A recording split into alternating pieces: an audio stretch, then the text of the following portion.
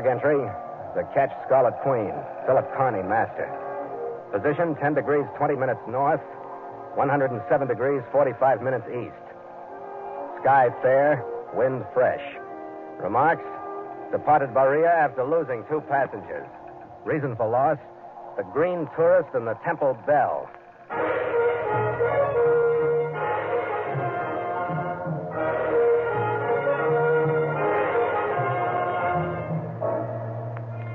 The port of Bahia swelters 10 degrees above the equator on the southern coast of the leg of land that holds French Indochina. An hour spent there is too long. But I've known unscheduled ships like the Scarlet Queen to lay there for months before a cargo materialized out of the dilapidated warehouses that fringe the muddy, unkempt harbor. But due to our connection with the China traders, we were there only 3 days before we started loading a cargo of supplies for our company's trading station in Port Moresby, New Guinea. And not 2 hours after the whine of our winches and the swing of our cargo boom started to tell the harbor that we'd be headed out soon, 2 Americans arrived to buy passage across the China Sea to British North Borneo. Captain Carney? Yeah. My name is Matthias, Captain. Edmund Matthias. Oh, yeah. China Trader's office told us to expect you, sir. This is my son, Stanley. Glad to know you, Stan. Thanks, Captain. Mighty happy to be aboard. They were easy people to know. By nightfall, when we were loaded and only waiting for the dawn tide to sail, we were sharing our laughs and hopes with them and had learned that theirs was a journey of leisure after years in Nevada spent dreaming about the wonders and glory of the Orient. I was in my cabin that evening making a final check of my bills of lading, and my chief mate Gallagher had taken Stan and his father up into town for a final drink. I got to the end of my list and was halfway into a fresh jumper when I heard feet hit the gangway and then the deck. Gallagher, what's the matter? It's a kid, Stan. He didn't show up. Take it easy. Show up where? He took a powder on the way up. Said he'd meet us at a bar at 8. Yeah, what's 10 now? We just got word that he was wandering into the native section on the waterfront all by himself. His old man's going nuts. Where is the old man? Waiting for us in the bar. We'd better get back up there, Skipper. Berea's no place for a green kid like Stan. Yeah. Break out a couple of 45s, Red. We'll go look for him.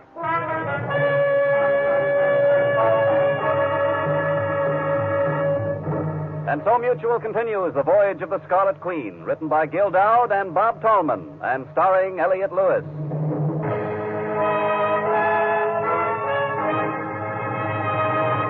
The Scarlet Queen, proudest ship to plow the seas, bound for uncharted adventure. Every week a complete entry in the log, and every week a league further in The Voyage of the Scarlet Queen.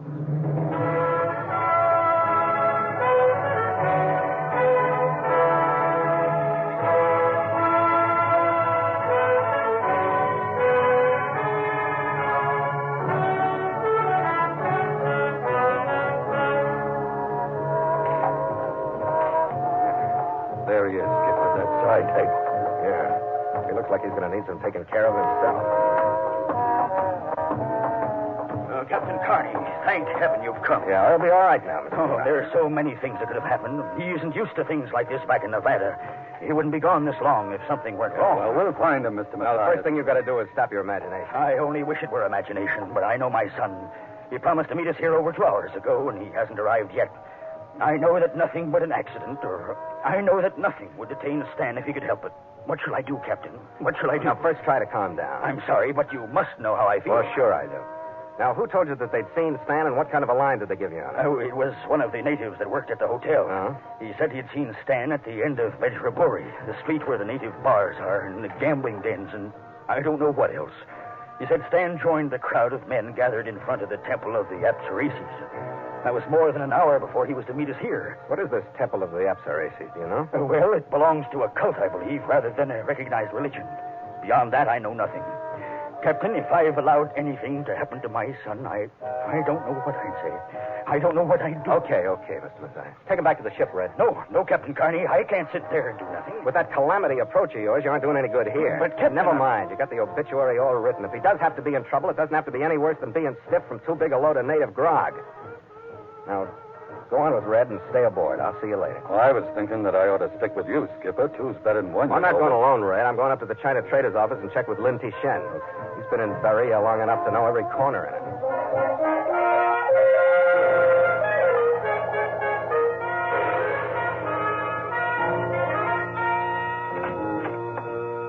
All I see, Hans. Oh, my visitor is you, Captain Carney. I'm sorry to bother you at this time of night, Ling Tishen. One time is like the other. There's no bother. One of my passengers is missing, the young one, Stanley Mathias. Went to Bejraburi Street. He could be happy on that street, but since he is accidental, only briefly, I think. Oh, well, I'm going down to look for him. It would be my honor to go with you. Oh, thanks, Ling. Oh, incidentally, he was seen by a native in front of the Temple of the Apsareses. Then, Captain, it is my misfortune to tell you that your concern is well-founded. It is a place of evil, asking the benevolent forgiveness of my ancestors. We will go there that you may see.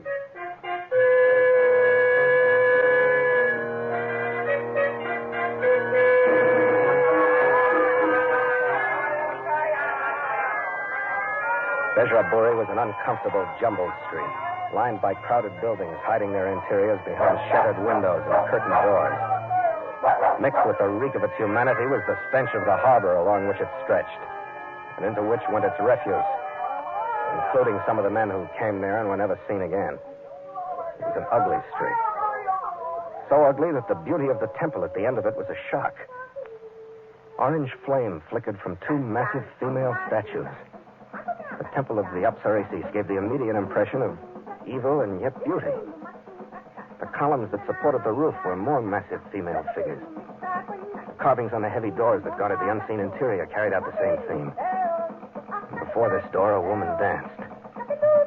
Behind her stood three more, swaying slowly back and forth, one of them chanting, the other two adding the music of native instruments.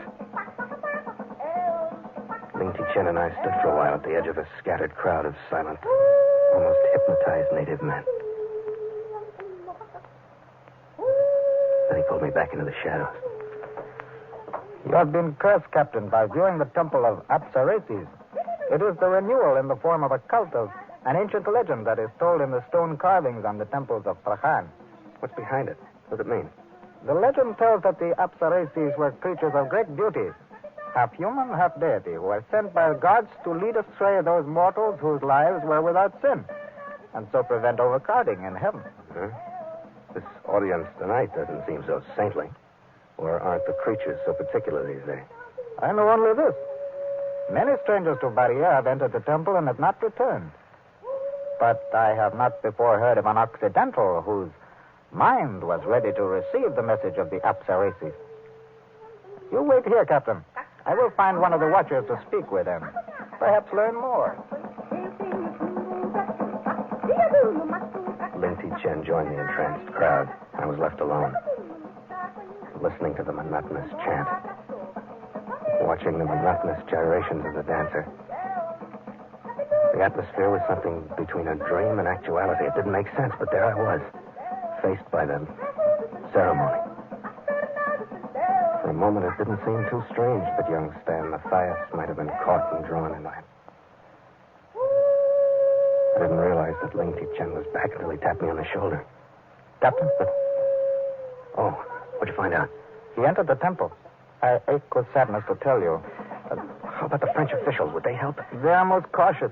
To them, sorcery as well as religion retain their dignity. They do not interfere. Yeah. Captain Carney, I fear that any warning I might give you would be heard only by your ears. Yeah, I'm afraid that's right. My mind is ready to receive the message of the Apsareses. Thanks for the warning anyway, Ling.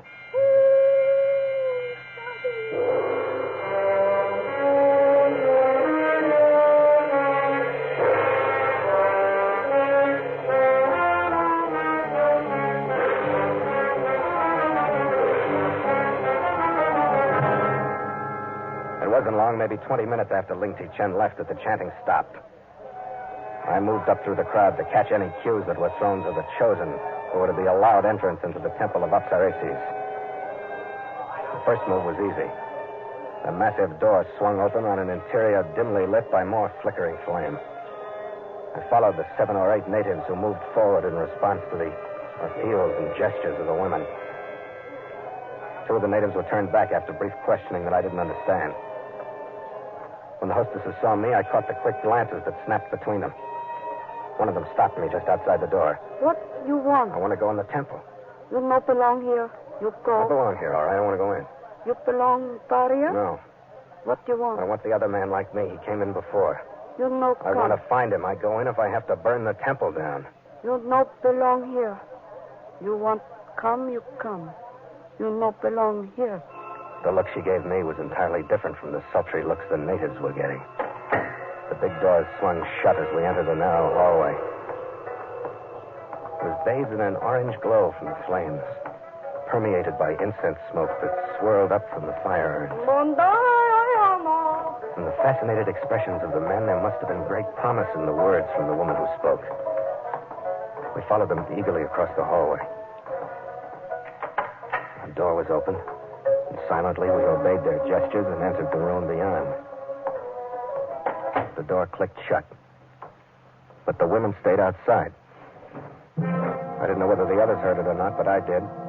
A bar slid quietly across the door, locking us in.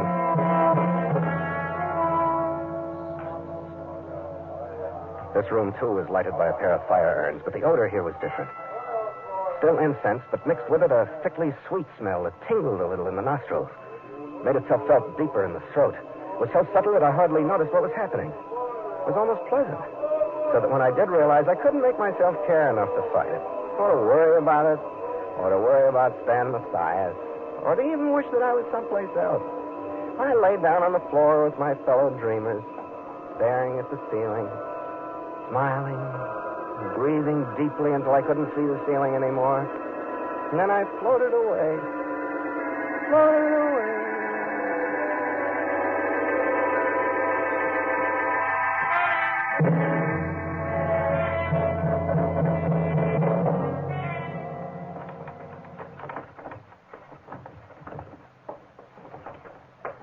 Even the hangover from it wasn't bad until I remembered what I'd come for and became aware of what was going on in the room.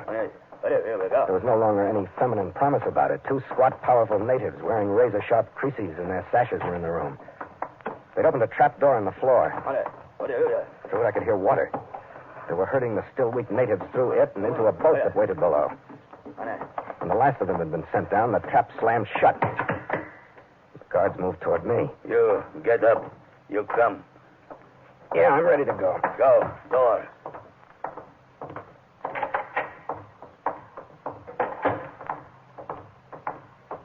Where to? Where are we going? You go. Princess Negor. Who's Princess Nagor? She high priestess, his temple. She high Saras.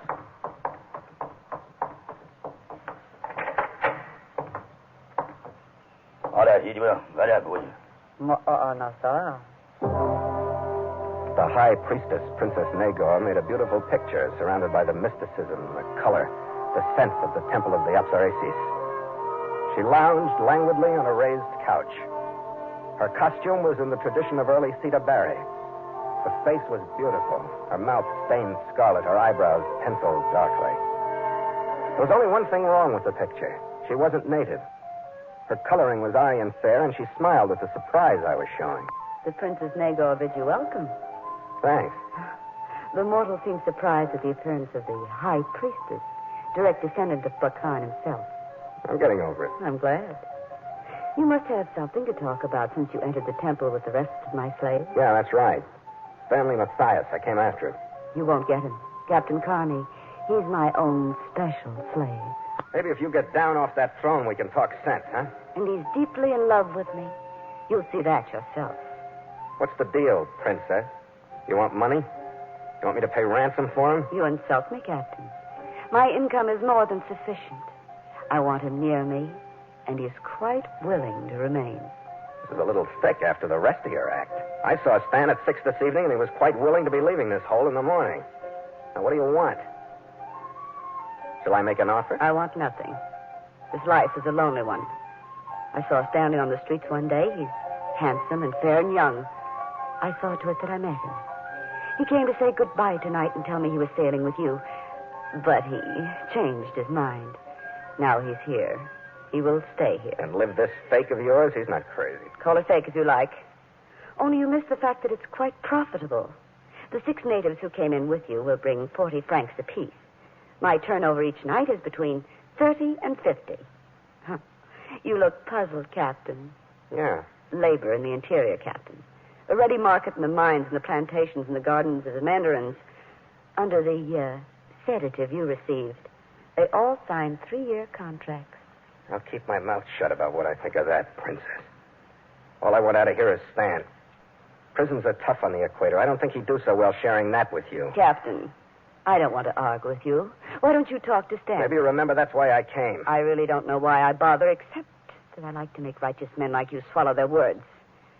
I'll have him come in, but in case you have any rash ideas, please remember the guards. I'll try to remember them, Princess. I'll try to.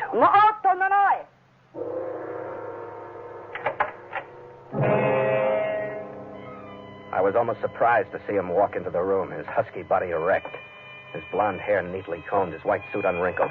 I don't know what I'd expected, marks of a struggle, I suppose. He crossed directly to her and stood in front of her. Here's Captain Carney, Stan. He's come to take you away from me. Do you want to go? He turned slowly from her and faced me. His eyes looked at me, but still through me.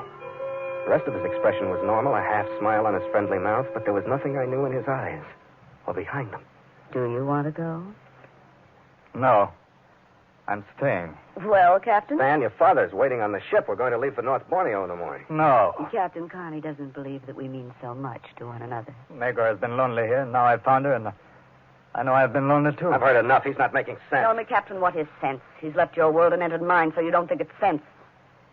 He'll be happier here than he's ever been before. Yeah, how long does he live in that condition? But you're a new high, Princess. You're the filthiest hunk of humanity I've ever met. Captain, don't anger me. We'll talk that over later. Right now, you're going to help me get out of here. God! Get out of the way, Stan. No, don't touch her. I figured that if I had her in my arms as a shield, I could keep the blades of the guards away from you. But Stan, half crazed, half conscious, and still following her will, blocked me away from her. I tried to sidestep him just as the guards got to me. Sword hills hit the back of my head and staggered me forward. Two pairs of arms took me, pushing forward on my elbows and back on my wrists. The pain streaked to my shoulders, and I stopped struggling. I've warned the guards I want no blood here. But out of no kindness to you. That's fine. I'd be ashamed to accept You realize, of course, Captain, that since you've bothered to come here, you're a great menace to me and my temple. I'd be a foolish priestess to allow you to escape. Yeah, but you're close to the end. There'll be a whole crew coming if I don't get back. I've arranged for a boat that will arrive for you soon. So bear in mind the next time you fall asleep in your aromatic little chamber, that the punishment for those that defile my temple is a watery one, and the offender well-weighted. You're still a new high, Princess. And I still will be when you're resting at the bottom of the harbor. Bongo! Hey! Come.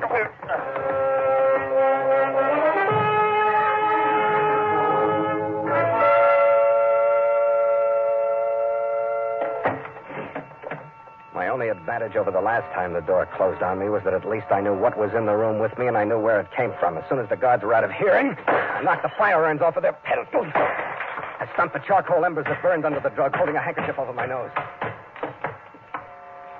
The smoke didn't lessen any. The activity increased my breathing. I tried to smother them with my sweat-soaked jumper. That didn't work either. But while I was near the floor, I learned that the fumes were heavy and stronger down there. I climbed up on the pedestals, groping in the darkness, staggering as the stuff took hold. But I found fresher air up there and cleared my wandering mind with it. I tried the sloping ceiling for weakness. Found none. Filling my lungs, I went to the floor again.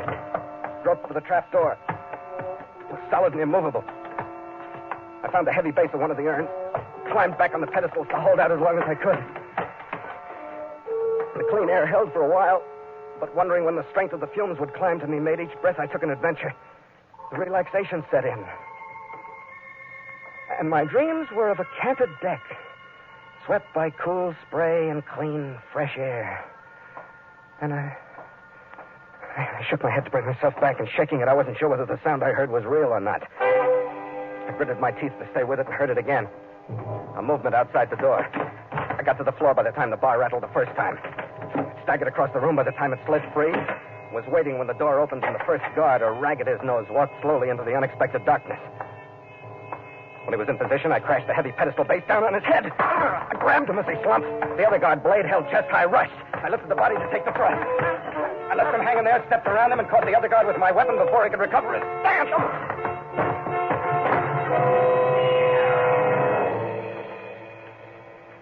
I barred the door on him. I went into the high priestess's chamber.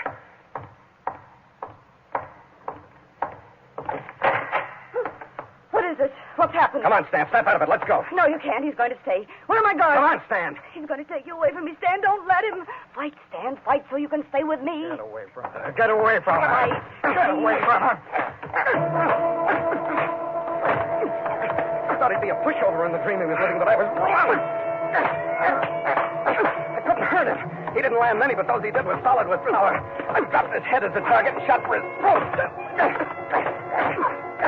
He was like dead flesh. He didn't feel anything, and my own weakness was coming back to me. I put one into his solar plexus that rocked him. I put another one in, and another one. Finally.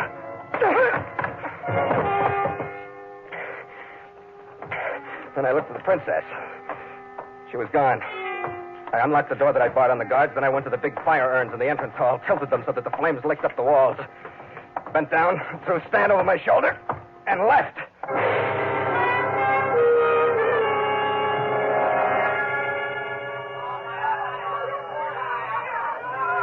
I only stopped to look back once, down toward the other end of ep23 Street. Healthy flames were licking up through the roof of the temple of the ep23, and excited crowds were running toward it. Then I went back to the ship.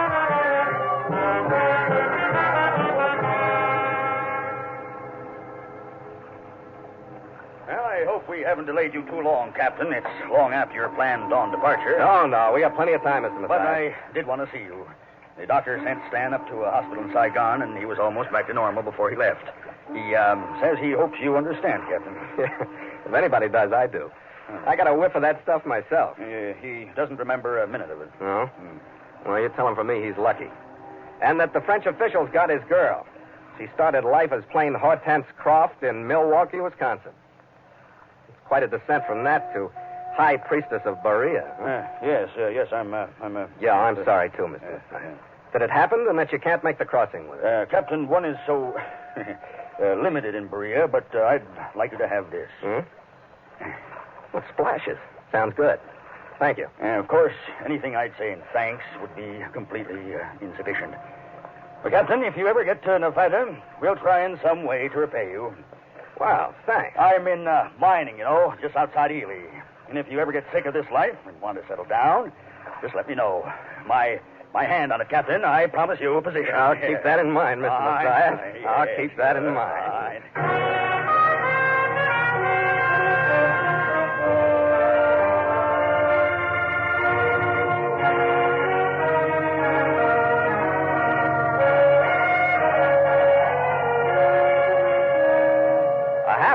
We put the low coastline of French Indochina on our stern and started to trap the breeze that pushed its jungle smells to us. By to make sail!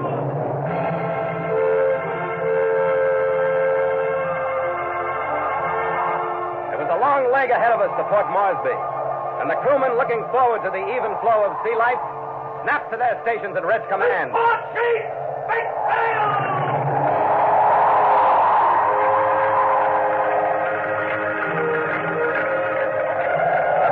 Uncurled in the morning sun, shook itself restlessly, and went taut as it bent into the wind. The jib snapped out. The mizzen swung into place. The lee rail settled down toward the churning water, and the Scarlet Queen took the bone in her teeth and fought the swells that rose up before her. She's a great ship, Skipper. She likes her work. Yeah, she'll do for me. Well, what are you going to do with her in Nevada, Skipper? I hear they got a desert there. Oh, well, that's when I get sick of this life, remember? I don't know, Skipper. He's probably got a good, soft desk job for you and a wealthy daughter for you to marry. Well, is that bad? Then I could subscribe to Yachting Magazine. No yachts in Nevada. But you could do your traveling in a deck chair on one of those big ocean liners. Oh, stop it, Red. You're making me seasick. Well, but he did hit one vital spot. Yeah? The bottle he gave us. Better try it, huh? Yeah. He's got a heart. And a sadder but wiser son. But we got a ship. Here, Skipper. To the Queen. To the Scarlet Queen. After you, mate. After you.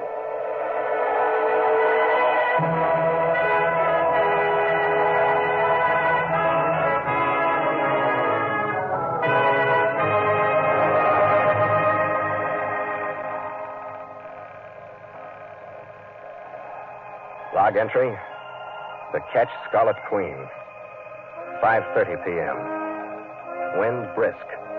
Sky fair. Mainsail and mizzen reefed. Ship secure for night. Signed, Philip Carney. Master.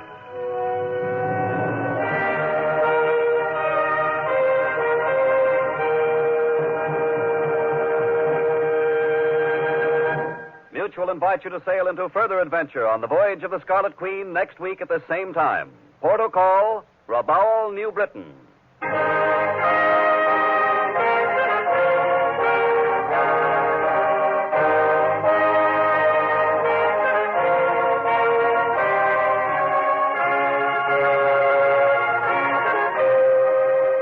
The Voyage of the Scarlet Queen stars Elliot Lewis as Phil Carney with Ed Max as Gallagher. And tonight featured Gloria Blondell as the Princess with John Daner and Ben Wright. Music scored and conducted by Richard Arant. The Scarlet Queen, produced by James Burton, is written by Gil Dowd and Bob Tallman.